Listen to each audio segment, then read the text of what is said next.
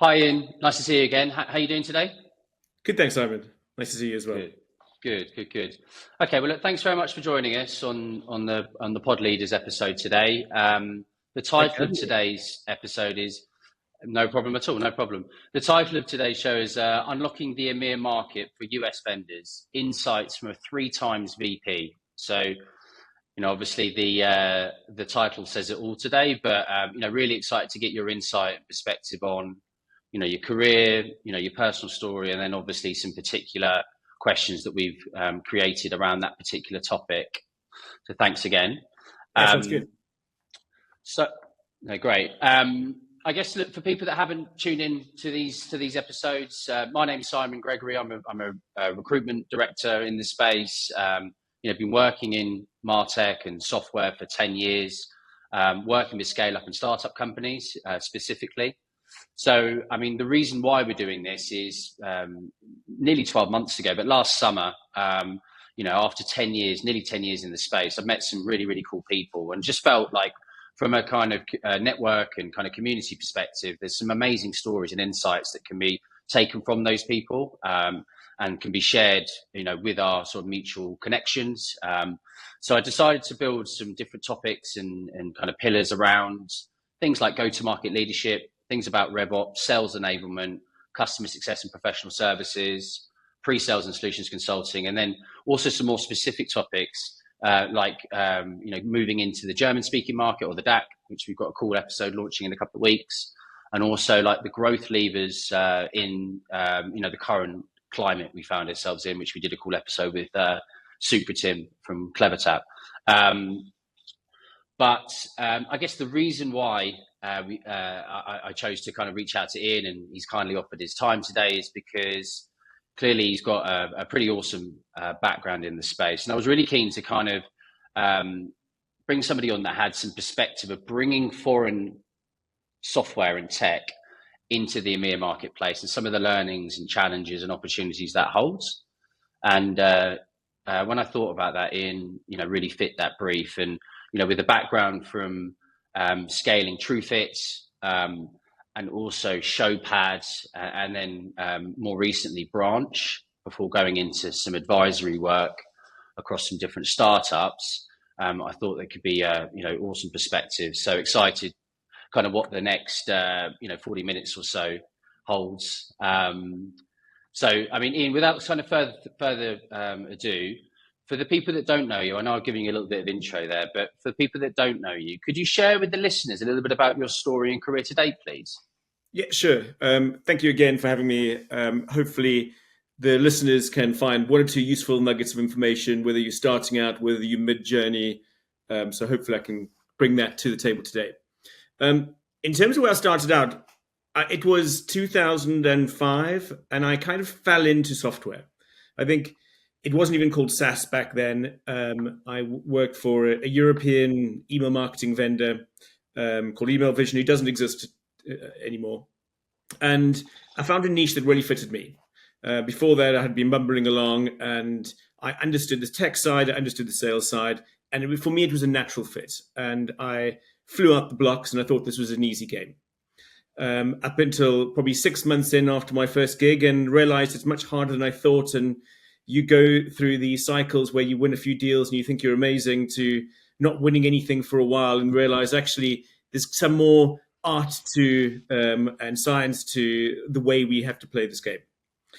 So fast forward there, I worked in the sales area for a number of years for a couple of amazing companies, one being Experian, when they were in the digital marketing space many moons ago, and a company called Vitru, who was bought by Oracle. So I've had a number of great journeys, met a lot of great people. I think, my career in software spans about 20 years, and the commonality for me amongst all of these people, amongst everything, is the people.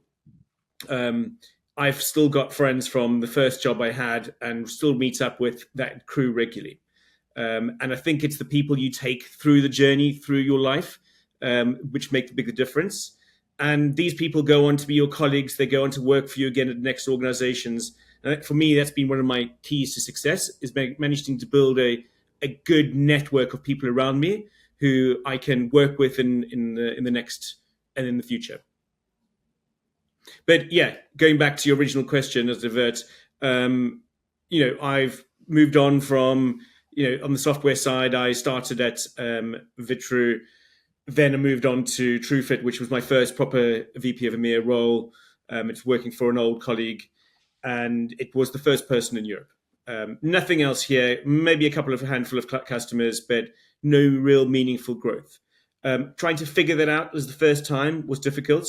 You have these really high highs, really low lows, and there's no one to talk to you because they're on the other side of the world in a different time zone.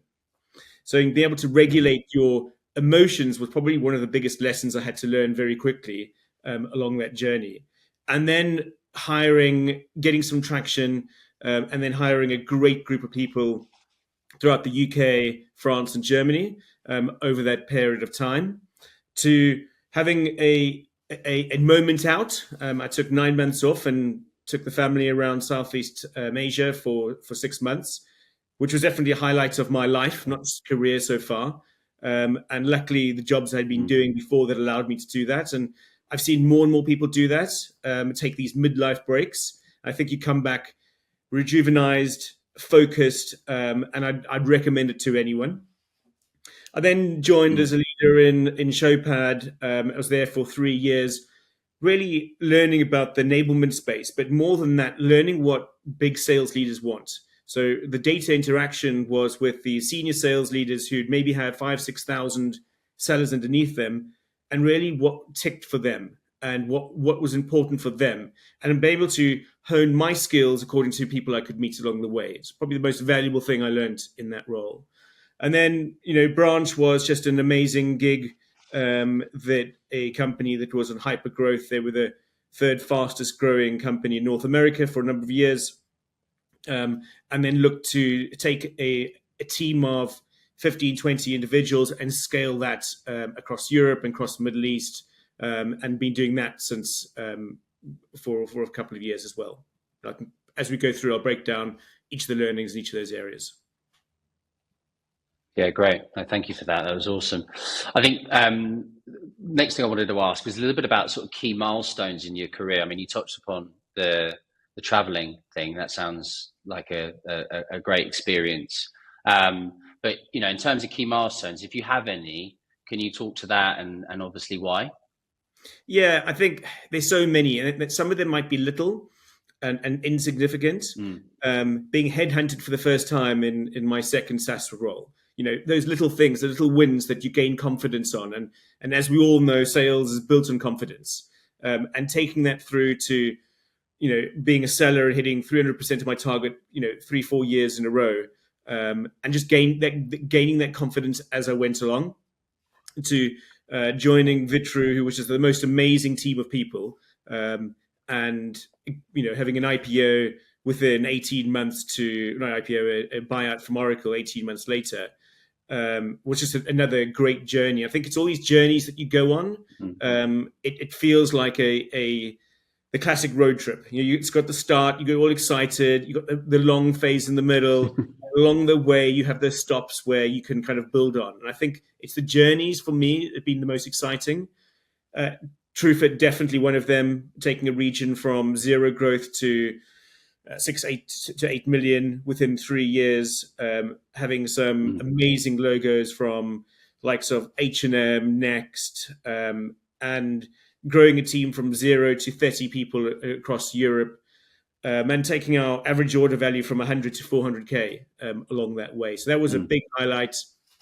Each company has got different highlights. At Showpad, growing the Northern European team to being the powerhouse it was, one of the strongest regions in the company, to working with some great customers, and 6-7 figure deals as well along the way.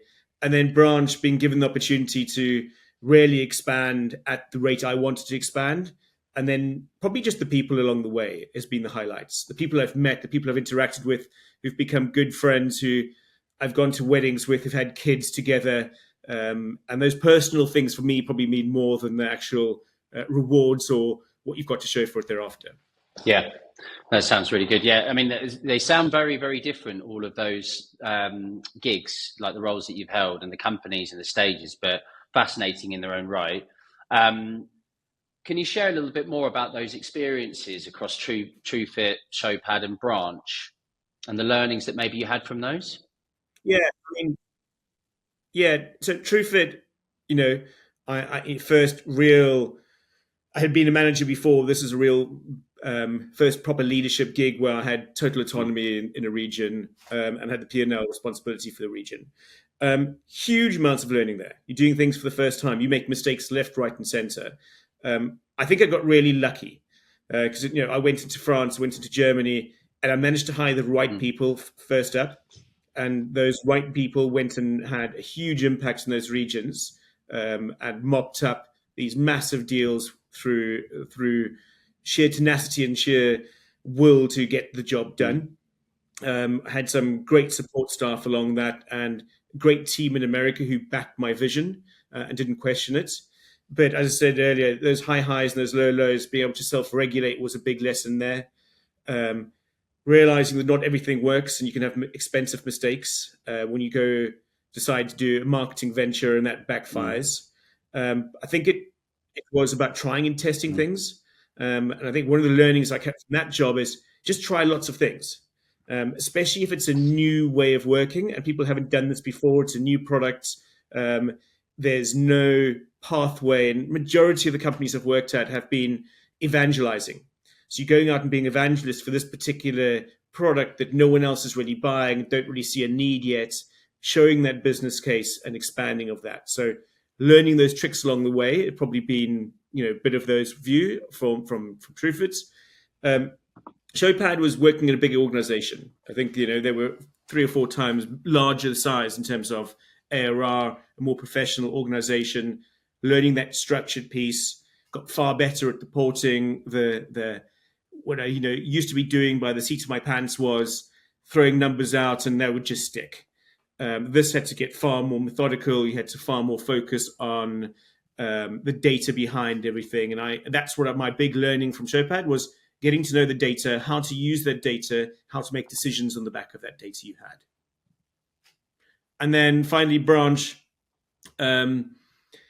Again, it was what the learnings I'd taken from both of those, taking the data side, trying out the experiments, see what worked, challenging market. We were kind of the third in global in terms of, so we weren't the leader.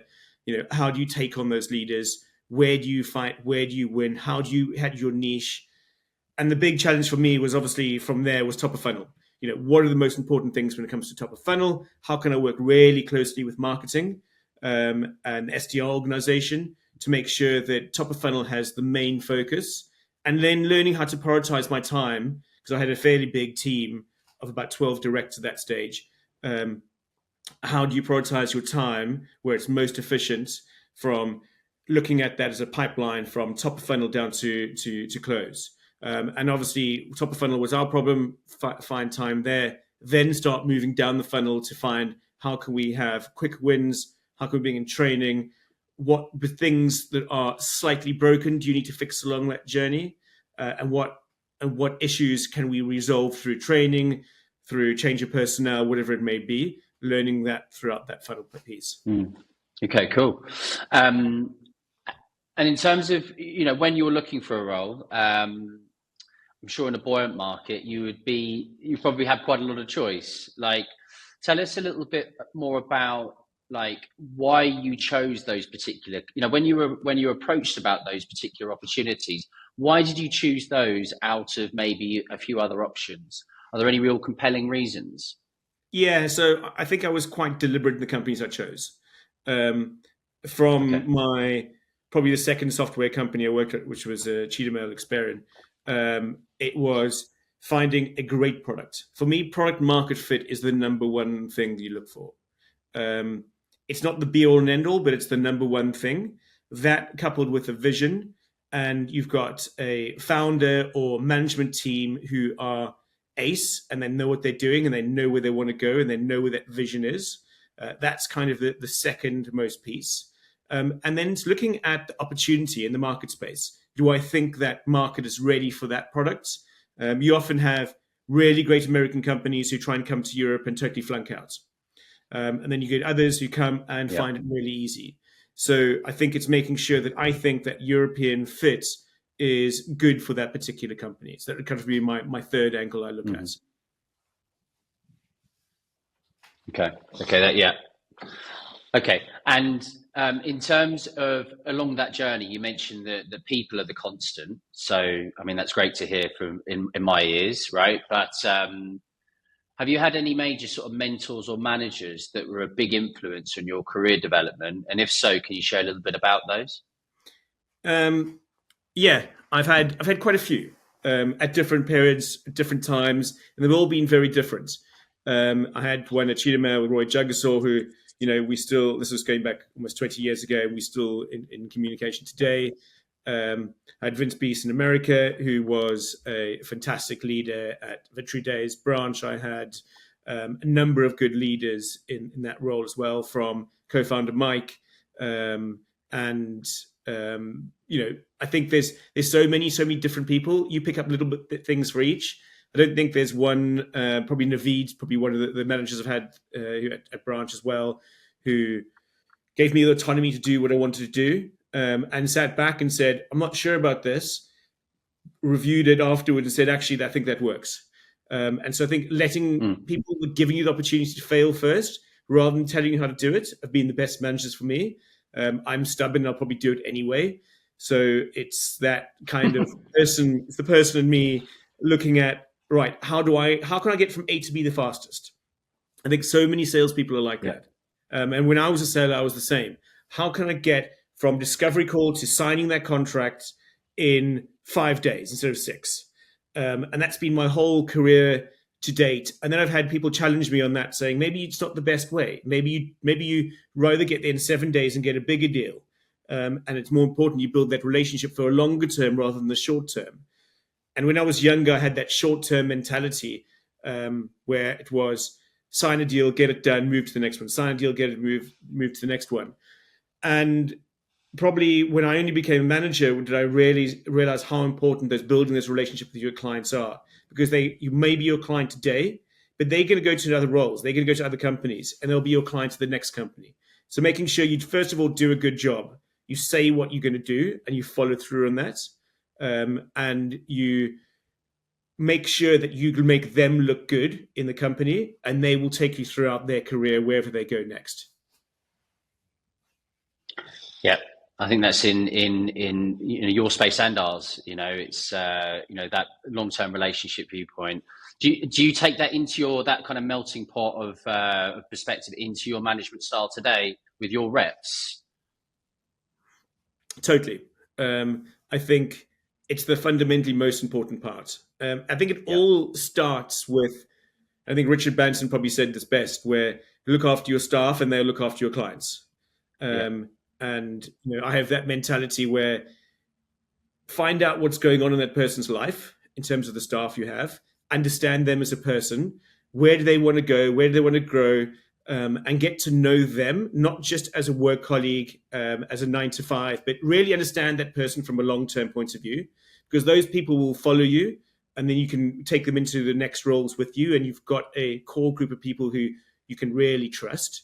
But those people will then have the same ethos as you do in terms of coming to customers. What's the best thing for that customer? And how can we make sure that, first of all, they're getting value for money? And second of all, they are going to be a long-term customer. I think software, going back 10, 15 years ago, there was a lot of focus around that long-term customer. I think that's got much shorter, especially as COVID's happened. We've gone out of meeting people face-to-face. Quick deals, quick turnarounds. The problem is those quick deals, quick turnarounds are quick out as well on the other side. And then suddenly you've got this churn problem.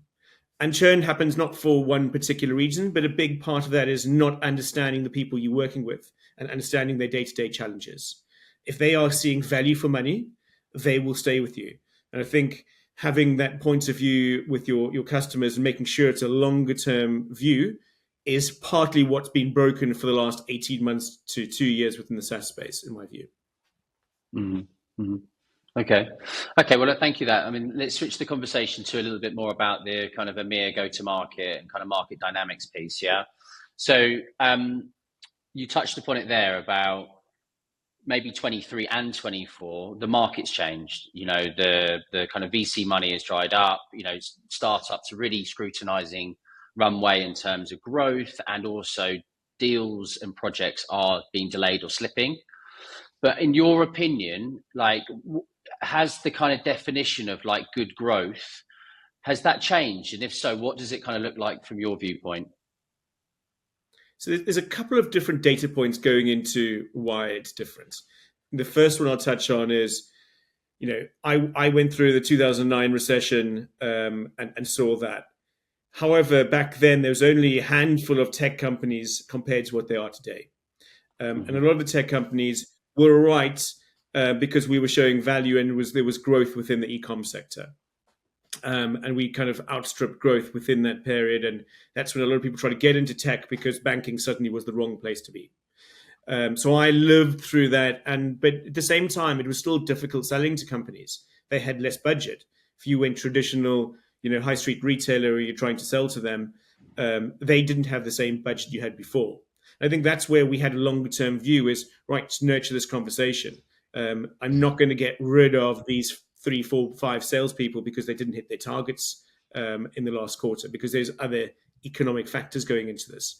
And we'd had a number of good years with the growth where, it didn't have the same VC money being taken back then. That wasn't that view where VCs would throw in 100, 200 million into your bank account so you can grow it at any pace.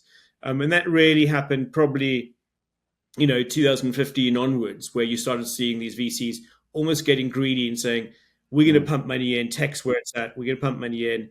And, we want 1 in 10 to do well. And that's kind of the motto. We're happy for the other 9 to disappear.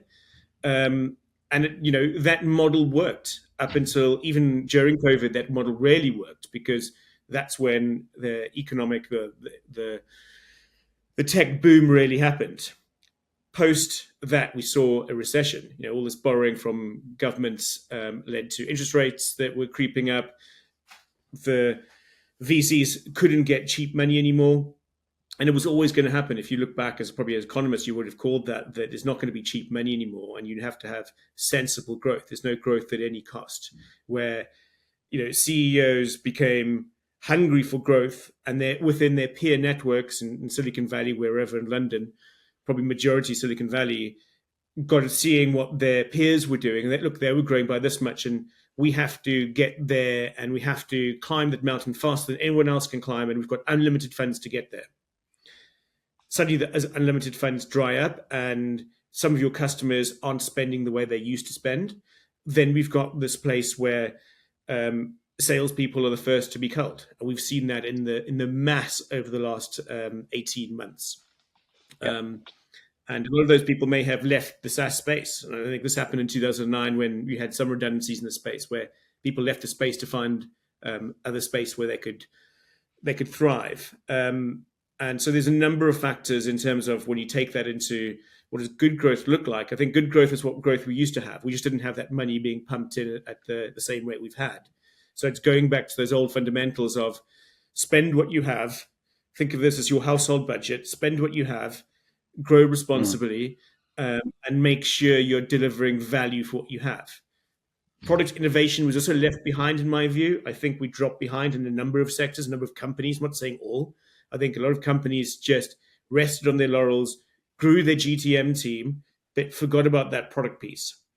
And when evolution happened, suddenly they caught short. We don't have the best product anymore. And you've got a big GTM team who can't sell it. Suddenly you get rid of your GTM team, and no one thinks about what's actually going on with the product side and the vision where the company's going. So I think it's been it's not one thing. It's been a catalogue of errors over the last couple of years, and it's been from everyone. Yeah, I completely agree. Yeah. As an experienced leader that's done this a few times, we touched upon earlier in the conversation, how would you describe the market opportunity for EMEA to any new incoming kind of US or Asia Pacific headquartered business, if you were to kind of, pitch that to somebody? I mean, the European Middle East market is one of the biggest markets in the world. There's so much opportunity, but does your product fit? Is this a fit for what their consumers need or companies need to sell to their consumers if you're going around that space, or if it happens to be in the fintech or retail tech, whatever side it could be on, is the product fit there? And I think this is going into any new region, not necessarily Europe. Can you test out this theory before? Can you use partners? A great example of this is Braze. Braze went into Australia with a partner, and they eventually acquired that partner in Australia because they had product market fits. So one of the things I did at Branch was looked at resellers in different regions, one being Turkey, South Africa, and looked at once you've got critical mass of 5 customers and more than $1 million ARR, that's when you can start thinking about actually this is a serious region we can take seriously. And I know a couple of other companies do the same. And I'm part of a VC group, and we kind of discussed this topic a fair amount in terms of what does European growth look like? How should you grow into Europe? And there's not, there's some similarities, but there's not all the same. And I think it does depend on the product and the vertical you're selling into. But in terms of the opportunity, it's huge. There's a huge market within that space to go after. And the last thing I'd say is, try and focus. Don't go try and do everything at once. I think one of my lessons at Branch, where I did try and do everything at once, was it's just too time consuming unless you've got a huge bucket of money and a big support staff. Trying to do too much will kill you. Yeah. Okay. And then in terms of the expectation setting, okay, which I'm sure is important when you're, coming into a new market, how do you go about setting the right expectations to the leadership, whether that be overseas or in other countries, and the boards that you work under? Yeah, so I'll kind of, the typical story is payback. So when you're going to sit in San Francisco and sitting around a boardroom and asking a couple of execs for budget, they're going to be, what's their payback period? And they look at Europe as a whole. And you have to break it down for them, saying Europe is not a whole. You have to break down per region. And some companies will go in, and I think the large companies are starting to work this out, that payback in somewhere like France is going to be much longer. The standard is, can you pay back in 18 months? And that's what the Americans look for. If you spend the money, you want it back in 18 months. However, going into France, at least 18 months. Germany is probably, France is definitely 36 months. Germany is probably in between 30 months on average, depending on the people you get. And what you're looking for is those small, quick wins from those regions. And it's all about buying the loyalty there. Going into Germany, you'll have very loyal customers. They'll take a long time to get. It'll take a long time to trust you. But once they trust you, you've probably got them for a number of years. So Germany's got great growth potential, but a higher cost of acquisition. But the LTV looks good there. France is an insular nation when it comes to tech buying. They prefer to buy homegrown tech solutions, and you see this all over the place. I luckily had a great guy called Marc Chanteloube, who, when I was at TrueFit, went in there, understood the market, could get into exec level conversations, bypass the traditional marketing teams who we're selling to, and go straight into the CEO level. And we did really well being able to go to that senior level in France. And then it's about spending time there. As a leader, I did far too much traveling. One of the reasons I went traveling with a family was I needed a time out from being in 3 countries a week. And I really got to understand what are the work cultural issues you have in each of the regions, whether it be in Spain, Italy, France, Nordics, Germany, actually understanding the people, what they're thinking about. And especially in Germany, when we were selling there, it was being able to see you, shake your hand, and then do business with you that trusted you. That was super important. So I spent a lot of time throughout Germany doing that. I spoke to the Nordic countries as well. You may meet them at a conference, but this was obviously before COVID, that they wanted you in the office to have a meeting and discuss it. Pandemic has taught us to go more digital, but I think that actually going in and seeing customers and building those relationships is something we still need to get back to. I don't think we're back to that yet. I think people are every CRO, VP sales I speak to, they're all trying to go back to that way, but it's been probably pushed down and hasn't been prioritized like other areas have been prioritized. Yeah, no, I agree. I mean, looking forward to more face-to-face events and people meetings for sure. I think that's the only real way, flesh to flesh, that you can build that, as you say, the loyalty, right, and build those deep relationships. I completely agree. You're obviously a people's person, and that's coming through in the conversation, which is great, right? So how do you build culture? And what, obviously that's relative to each person, but what does culture kind of look like from your view? So a culture of trust for me is the most important. Establishing that as the groundwork for everything else. As a leader, if I say I'm going to do something, I follow through. I don't have people having little conversations about side conversations that you start seeing in a lot of organizations where the conversation become toxic very quickly. So having that, making sure that everyone trusts everyone else. You don't have to like everyone else. You may not be best friends out of work, but you trust them. And a team is only as strong as its weakest link. It's very cliche, but it is true. So you could have an A player who is disruptive to the team and people are looking to leave, and you have an attrition problem, which I had at Showpad when I started, where there was huge attrition before that, I think 30% the year before. And it's establishing that ground root of trust. Once you've got that trust, you can build a vision together. And it's coming together with those common goals. What's your goal? How does it link into my goal? And it's an exercise I like to do with the teams. It's called a gold medal challenge, where you all have these layered goals to get to that gold medal. And so you understand where you fit in as a individual, where your piece of the jigsaw fits into the picture. And with that, you start getting trust that I know where I am, I know what I've got to do. And then it's about supporting them. If you say, they come to you and they're complaining about, I don't have enough of this, I don't have enough of that. Some, arguments are going to be stronger than others for them. But it's able to say, right, okay, I understand that. This is how we're going to try and fix it. And then you actually show you're going to try and fix that, rather than just playing lip service. I've worked with too many teams where it's just lip service being paid to issues, and they become bigger issues and bigger issues. And if I look back at the companies that haven't been successful in the past, I think there was a big culture, and I'm not going to mention names, but there's a big culture of that distrust, those micro toxic conversations going on. And that doesn't allow you to build on the level where people trust each other and want to work together and want to be in a room together as well. I do think, there's been a lot to be said about remote versus worth. I enjoy the remote part, but I think that in-person office time is super important, or at least getting together as a team is super important. Because if you don't have that, those things seem to break down, and you don't have those water cooler moments.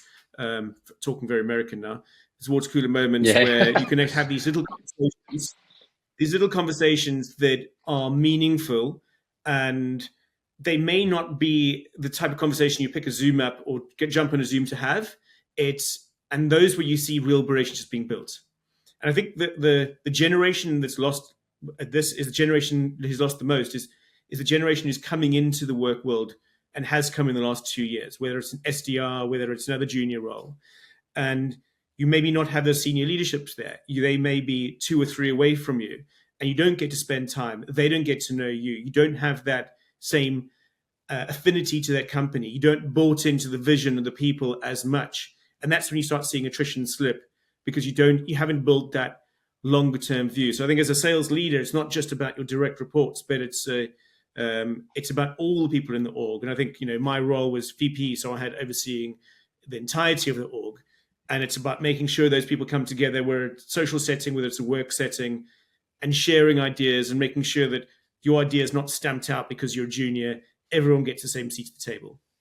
I think it's a fascinating dynamic that I'm having every day of every week with different people, the wants and needs post-COVID around the work from home in the office. I see there being more of a shift towards, having that proper hybrid as opposed to fully remote.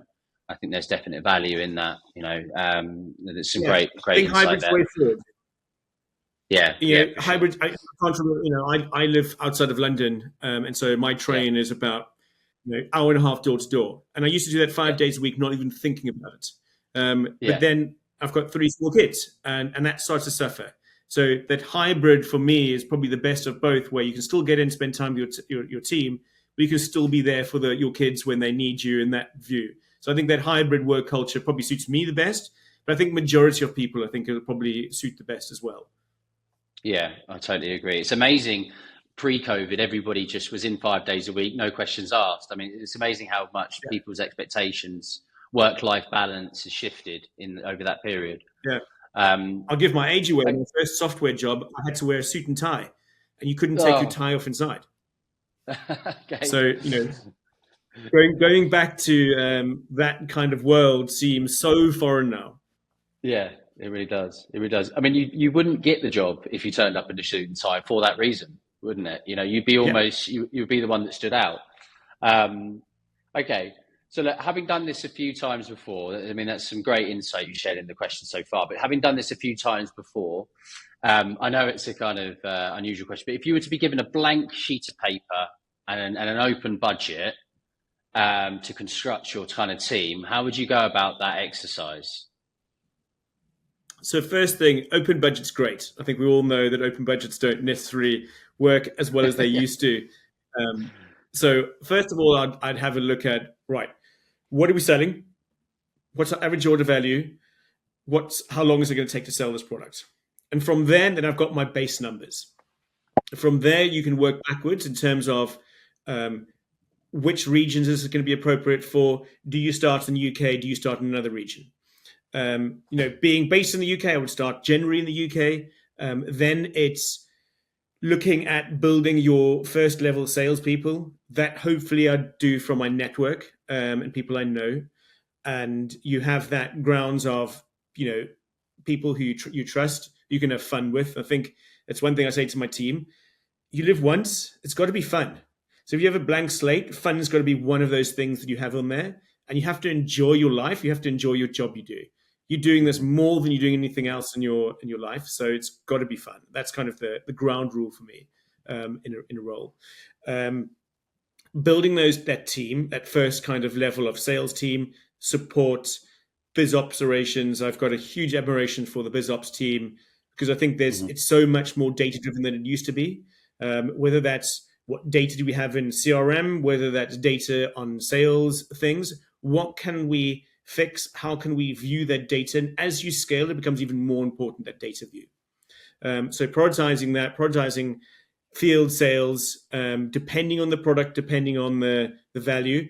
If it's a lower value product, I'd probably do product-led growth to start with. So if you're creating a company from scratch, product-led growth, I think, is much easier than doing a sales-led growth and allow you to build up a critical view of a critical amount of ARR to be able to get to your sales-led growth, because every company goes to that inflection at some point from being a product and then looking at what is the vision for the product, what's the vision for the company, making sure that's mapped out.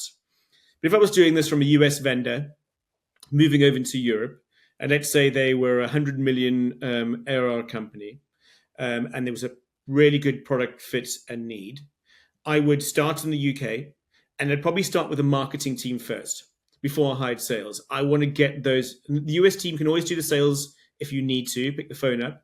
I may have a marketing team to build that brand and build that awareness and understanding. I think that's what a lot of tech companies don't do very well, is very much that marketing piece. How do you go and own the space? When I was at TrueFit, we were a niche vertical. And one of the things I did is I found the event that was going to be the most relevant for us and took all my marketing budget for the year and threw in, and we were the headline sponsor.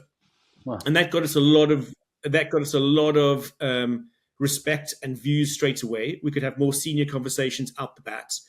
And once we started having those senior conversations, I think, if you use a US sales team as a part first, then I'd look at the hiring piece. You're going to be 3 to 6 months out for hiring. You probably have to do the same in terms of the view. And you start building up that sales function while you have the leads incoming. Because you'll get better A players if you can show them there's a pipeline of companies coming to you, or you've got the leads coming in. you can go cherry pick the best of the best rather than having to take a B, C player first to break into the market. So going back to TrueFit, that really worked well, going in and specializing and owning something where you get maximum visibility. It's harder when you're more of a generalist to do that because your budget aren't as big. But there's different ways where I think I'd rather do fewer things and more concentrated, better outputs than try and do mass at once. And in the current role, I'm an advisor for a company in Germany. That's very much what they're trying to do. They're part of a large organization, but they pre-revenue. So I'm kind of giving them the blueprint to how do you go to market pre-revenue and build and scale that operation once you are there. So I think that product piece, again, has to come into it because you have to have that product fit. But that's probably how I'd grow it. Then you start layering with sales, your SDRs at the same time. And then as you start getting your customers, that support function that comes alongside of it. It's because you've got your US mothership to lean back on. You can lean back on a lot of those resources. So I wouldn't rush into doing anything too soon if I can use some resources that are already there and available. That's really interesting. I haven't heard of anybody mention or say that they would hire the marketing team first. It makes total sense, though. The 10 years I've been in the space, gone are the days that you drop one salesperson and you make even $500,000. I mean, it was normally $1 million ARR. All the infrastructure needs to work for you. So I totally get it. Okay, and how do you track and measure your go-to-market teams? Are there any particular? You mentioned about maybe more quality, not quantity, but how do you personally measure those points? So, getting technical side, looking at the sales methodology. At Branch, we rolled out MedPick, and that allowed you to layer on those various sales stages within there and the organization from that. So once you've got that foundation of what is expected at each different stage, you can then start measuring it. And the measurement comes from each different part of the funnel has got a different measurement metric that you start looking at. Once you've got that funnel working and the leads going through it, you can start measuring things like, average order value, time to close from first call, where I think a lot of companies don't do it very well. And they just flying blind by the seat of their pants and trying to work out that, there was about 3 to 6 months sales cycle. I think that's not good enough anymore. I think you need to get, right, this is what a good looks like. These are the steps you have to go through to make sure you get through it. So if I can give a sales team a blueprint and saying, nothing's 100%. There's always going to be your flair and you've got to put your own stamp into that blueprint. Here's the general phases of blueprint we want to go through because we think we can close deals faster. We think we can have a better champion.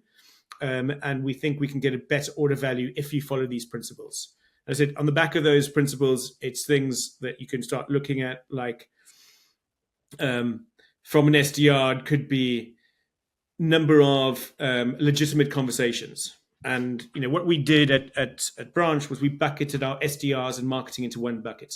So I think because they're all in the same goal. I think if everyone has those common goals, it's the most important things. I've worked at an organization where marketing's got their own results, and they are no way aligned to the sales goals. And so marketing give themselves a pat in the back, but sales are missing their targets. So I think you have to be aligned the whole journey from top to bottom. And that's where SDRs, marketing, that's your top of funnel. That's your 0 to 2. What are you measuring in that part? And that's qualified conversations. How many qualified conversations are going from an MQL, SQL to a sales qualified opportunity? From a sales qualified opportunity, then it's really about the sales people. But as I said, it's a team sport. So who else is involved in that? You can have sales engineers, you can have partners. How can you get more of that conversation working? You have leadership which should be involved and being in part of that conversation. It could be account management, a part of that, having pre-calls for a net new customer. And then you start looking at the other side of the funnel, which is upsells, cross-sells. What are we looking at from there? So you'd have to start looking at your CS org however you want to call it these days, because it's changing rapidly amongst companies, your CS org, and what are the metrics you're following and tracking from a customer point of view to know if you can actually have an upsell potential. So being able to forecast your upsell as well as forecasting your new business has to be the aim of the game for any sales leader.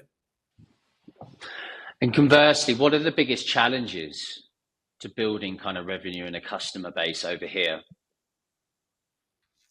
I think it's the same challenge globally. It's people. You deal with them all the time. You understand the people challenge. It's making sure you find the right people. Because if you hire the wrong person, it can cost you months, and someone in a dead seat that you have to rather take a long time to hire and a fast to fire. Because if you know that person's wrong, rather get rid of them because they can create toxic cultures. They can just not be doing a good job. They just don't understand the job that needs to be done. So that's kind of my view on that. So the people side of what goes wrong. And then where I see probably 99% of SaaS companies is they don't prioritize the top of funnel as much. There's so much training for mid funnel, looking at Medic, looking at different courses that they send sales on, sometimes into the hundreds of thousands to roll out new methodologies. And they lack in that innovation piece in terms of what does not now look like, what does 18 months look like? What does that roadmap look like? And this is where product team has to be in line with sales team in terms of that vision. Product managers, product marketing is super important to filter into that as well. And then it's around, right, how big do we actually need to go? Are we going to overhire for this? Are we going to underhire? What are the ramifications on either side? And then it's, do we, and other companies I don't think do some great job with this sometimes, is partner marketing. How do you work with partners really well? How do they bring you into deals? How do you take that motion and scale that at a global level? So there's a lot of different pieces on that. And then you throw in the complexity with a US mothership. We often have departments like partnerships reporting into partnerships in the US, which have a slightly different KPI or slightly different slant and view on how things should be done. Especially in Europe, it can get quite messy. So that's where I think those layered goals for an organization where we're a micro company within a bigger company, how do we operate? What's our operating rhythm compared to the head office? And it's 99% the same, but there's going to be some variations along the way.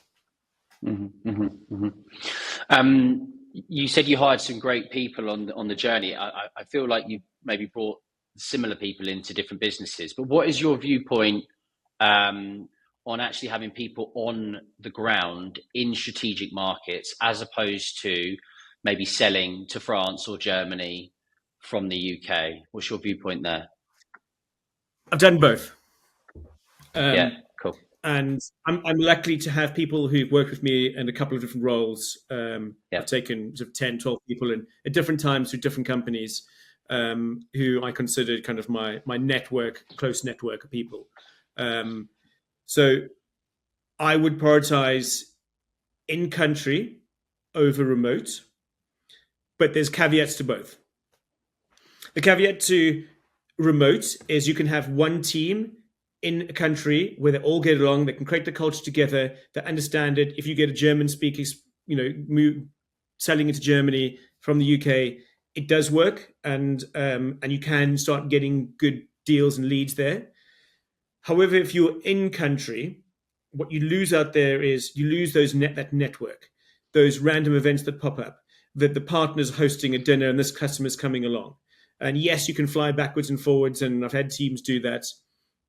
And I've seen other companies do that in different regions. So for me, one of the shining lights for Branch was Middle East. So I kind of looked at our data and saw actually we have a number of customers there. We're underserving this region. So initially put a team of 4 in that region, and what some of our partners tried to do it remotely and fly in, fly out, and they never got traction. And their competitors within that space who did prioritize putting people in region totally dominated that region, especially as Middle East is very much in-person culture. People still 9 to 5 in the office is expected for most companies. Saudi is similar. They would prefer you to be in that region with them, and they want to shake your hand, and they want to go and have dinner with you. And if you do that, you start building those relationships. It's almost impossible to build a relationship with someone in Saudi from the UK. You need to go there and do it in person. If I'm going into France, France is one there I've done really well. And the first time I went in, thought this was easy, and then failed in the second attempt of putting people on the ground there. And I think France is one of those regions I'd probably go into last. And you probably have to, and talking to other kind of VP EMEA type roles, we were having dinner around this and saying, actually, when you go to France, it's probably worth going with a team. So you want to be a bigger ARR company. We can go and put 10 people on the ground to create that local culture, to create that critical mass as fast as possible, but still look at that 3-year payback period. Okay.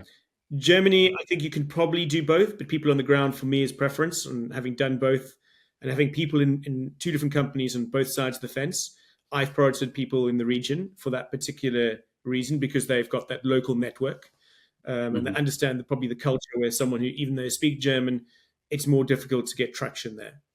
And then Middle East, there's no brainer, very difficult doing it from the UK. I think you have to be there in person. I think, I've seen it firsthand where it hasn't gone well and where it has gone well. Okay, great. And look, I mean, I can certainly say with confidence and firsthand, like the talent war across EMEA is pretty fierce. It sounds like you've got a great network that you brought into different businesses. So kudos there. That's always a good sign of a great leader. But why do you think that it's so particularly fierce at the moment? And are there any tips that you would give to companies to hire A players? I think the last 2 years, A players have been sitting still. Whether they've liked the job or not, they're probably comfortable, they're doing all right. The economy at large is going wonky. Companies, they're seeing their peers being let go left, right, and center of other companies. So I think a lot of people are just sitting still, and it's like the house market. The house market will stagnate for a while, then suddenly pick up. And I think a job market will be similar, where suddenly there's a load of people looking again, and there's a load of talent available, and that natural cycle will pick up. And I've seen this 3 or 4 times in my career, going through kind of that stagnation and looking for it. I think when you approach an A player, it's about, for them, if they're in sales, what's the opportunity for them? What's the opportunity for them to earn money? What's the opportunity for them to grow? And who they're going to be working with, and what's the culture like? If I can answer those 4 questions and saying, amazing products, you're going to earn lots of money here, their leads incoming, great bunch of people to work with, this is the vision for the company, this is where we're going, this is how I see you fitting into longer term, I think that's the way you can say, I'm now interested, let's talk. Do you so that's interesting. I mean, within your interview processes, do you make a real deliberate move to tackle those points very early on in the process, or do you let them kind of warm up through it? And what's the style there? If I've done the first interview, which I've done on a couple of occasions, I will go straight into it. Cool. I don't want to waste someone's time interviewing if they're not the right person. I would go straight into it and deliver that. I also try to get to know them in the first call, asking them probing personal questions just to see what type of personality they are. That will come out later in the interview process, but that personality type, does the ethics of that person match the ethics of the company, is what I'm trying to find out. Okay, that leads me next. In terms of characteristics and personal qualities that you look for when you're hiring for your teams cross-functionally, you mentioned there about ethics, but are there any other key things that you look for and try and screen for? I've hired an eclectic bunch of people. And so I don't think there's, I'd hate to box people into a certain category. They're this type of person, that type of person. Because I think you need a diverse set of people. The world is made up of different people. Someone's going to love this and hate that.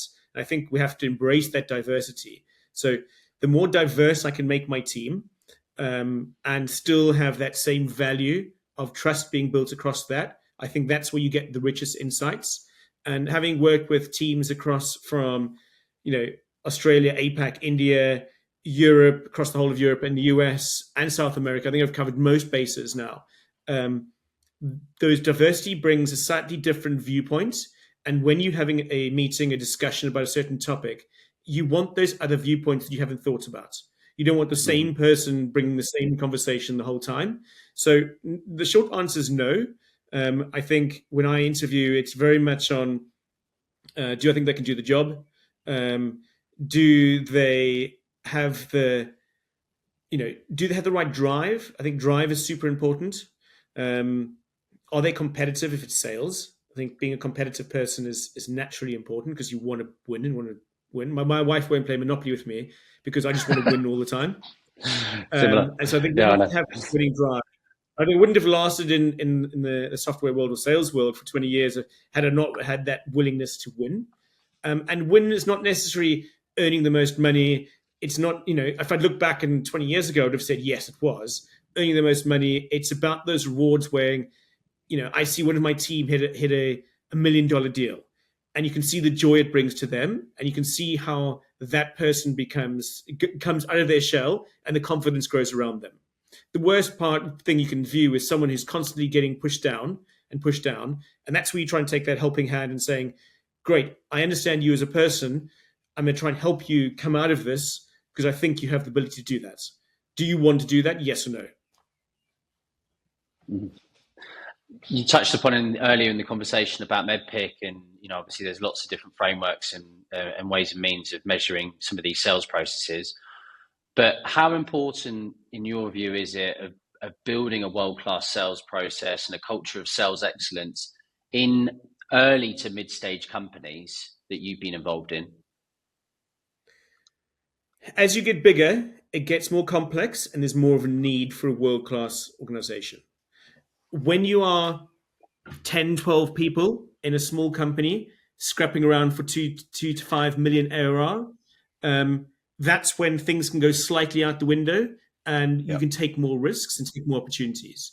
It's once you have that, majority, the last couple of roles, last 3 roles I've had have been kind of in the 100 million range in terms of ARR. I think that's the stage where you start seeing a lot of change as you try and grow from that.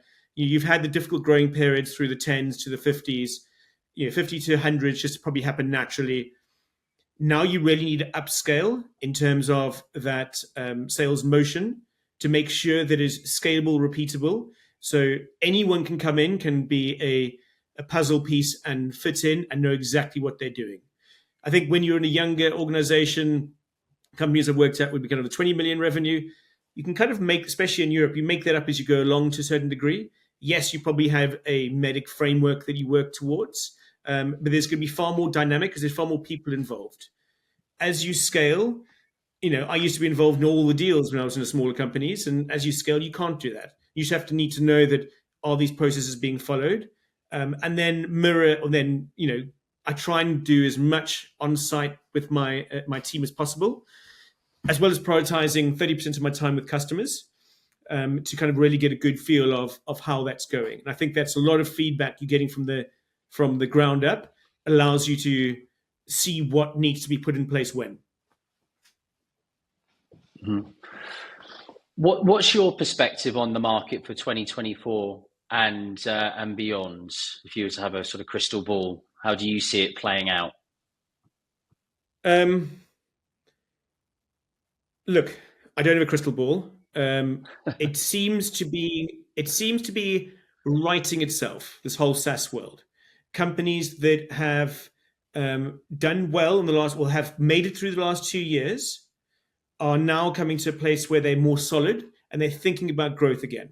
The companies that haven't are falling down the wayside, and you see that as quite clear as day. I think in the next 18 months, there's going to be a lot of M&A happening, because I think there's a lot of companies who fundamentally don't have the core companies, and there's a number of I'm thinking about, don't have the right core infrastructure or core fundamentals to be able to sustain where they are.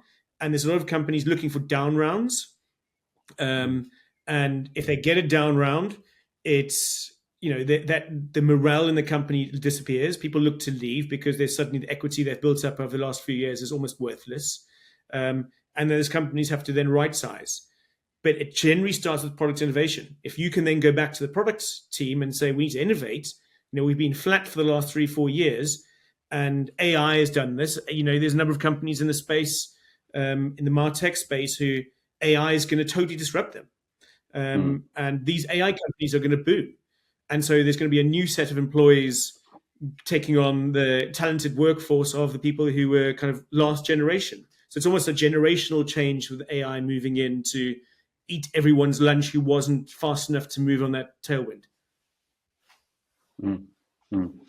It's been nearly an hour, and the first time we've mentioned AI. I think that's a miracle. No, but yeah, it's a huge topic, isn't it? And really exciting part of the market. Just another product. At the end of the day, it's just another product. So if you're a salesperson, you're selling something to someone else to make their world better. And AI is a product to make that done. And everything that salespeople are selling is a view to helping that customer make more revenue or save costs. And so the vehicle doesn't really matter. AI, yes, it's going to be a disruptor in our space. It's already a disruptor. There's a number of pure AI companies out there that I don't know if they'll survive in the future because there's not enough use cases. The buzzword is there that we've seen in the past. Thinking back to 2011, the social media boom. I was part of that with Vitru, and we got bought by Oracle. Competitors got bought by Salesforce and Google, and that all happened in the 3-month period. And you look back 10 years, none of those companies are around, even products, even within those organizations. So I think there's a lot of companies who've said, we do AI, and there's no use cases that are strong enough there yet. The ones who find the use cases are the ones that are going to dominate. Agreed.